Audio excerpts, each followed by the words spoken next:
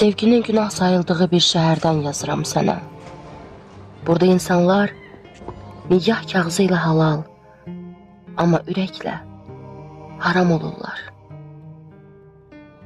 Üzük gəzdirən barmaqlara heç vaxt bir ürək toxunmayıb.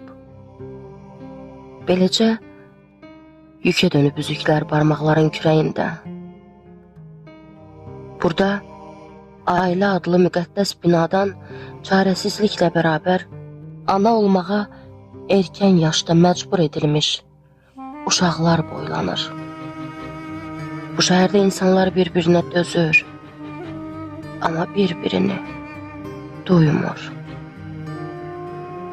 Sevinc isə şəkil çəkdirəndə gülümsədiyim o anın içində gizlidir. Hansı ki, o gülüşün də üstünü çadıra örtür. Zərfə həmin şəkli qoyub sənə göndərəcəm. Baxarsan, soyuq da olsa, o gülüşü səninlə bölüşmək istəyirəm. Bəlkə ürəyini isitdi. Bu şəhərdə uşaqlar sevirəm sözünü ancaq heca təhlilində öyrənir.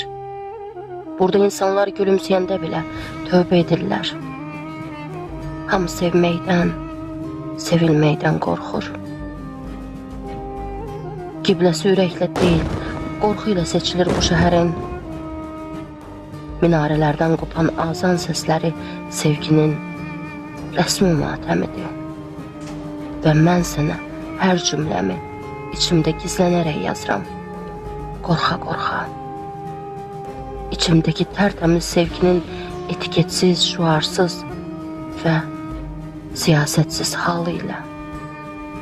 Çünki burada sevgi məktubu da cinayət sayılır. Burada bismillah deyilib kəsilən başların qanına bilirsənmi neçə qardaşın əli batıb? Yox, onlar dindar deyillər. Onların dini dardı. Biz isə bu darlığa sıxışıb qalmış bir nəslin əsrlərlə yol gələn, nəsli tükənməkdə olan ümidləriyik. Mən yaşamağın doğulmadığı bir şəhərdən yazıram sənə.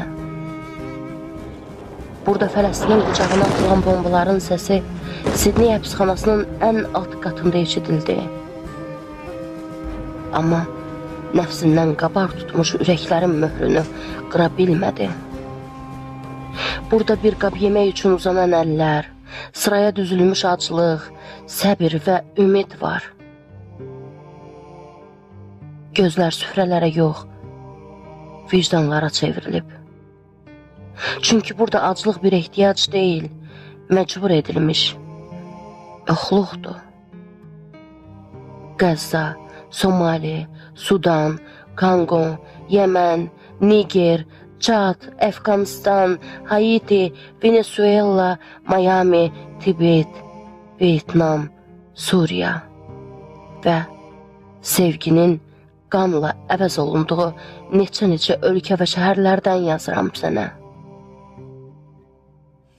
Qaranlığa doğulan uşaqlardan, yurdunu məzara çevirən bombalardan, dövlətsiz millətlərdən, millətsiz dövlətlərdən yazıram. Bilmirsən, bu qadağa, bu duyğusuzluq, bu mənəvi aclıq haçan bitəcək? Ağladım keçmədi. Gülsəm, keçəcəkmi? Mən yaşamağın göz açmadığı bir şəhərdən yazıram sənə. Bəs sən olduğun şəhərdə yaşamaq göz aça bilibmi bu dünyaya? Bir də xahiş eləyirəm, məktubuma tez cavab yaz. Ölməmişdən qabaq məni kiminsə eşitdiyini bilmək istəyirəm.